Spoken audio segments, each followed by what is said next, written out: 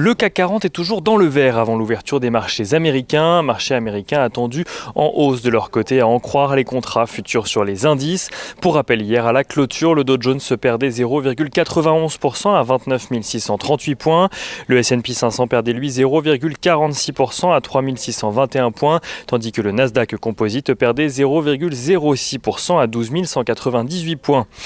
Les investisseurs qui restent optimistes pour le début de ce mois de décembre, portés notamment par l'espoir d'un vaccin.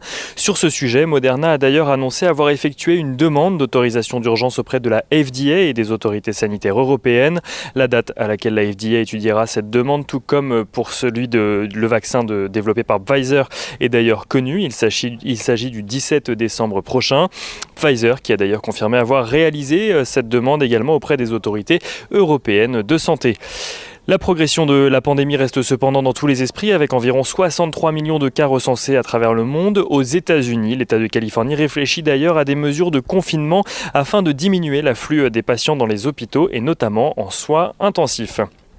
Aux États-Unis toujours, la confirmation de la nomination de Janet Yellen au Trésor américain est également vue comme une bonne nouvelle par le marché. Les investisseurs voient en effet dans cette nomination la possibilité d'une harmonisation des politiques monétaires et budgétaires menées conjointement avec la Fed.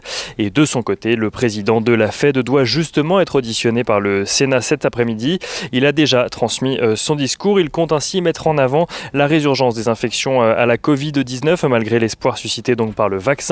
Il s'attend d'ailleurs au nom de la Fed à des mois difficiles avec un ralentissement de la reprise économique aux États-Unis. Jérôme Powell compte également revenir sur l'importance des aides déployées dans le cadre du CARES Act, dont une partie n'a pas été renouvelée par l'administration Trump. Il devrait normalement annoncer aussi que la Fed utilisera tous les outils à sa disposition pour soutenir l'économie sans apporter plus de précision pour le moment.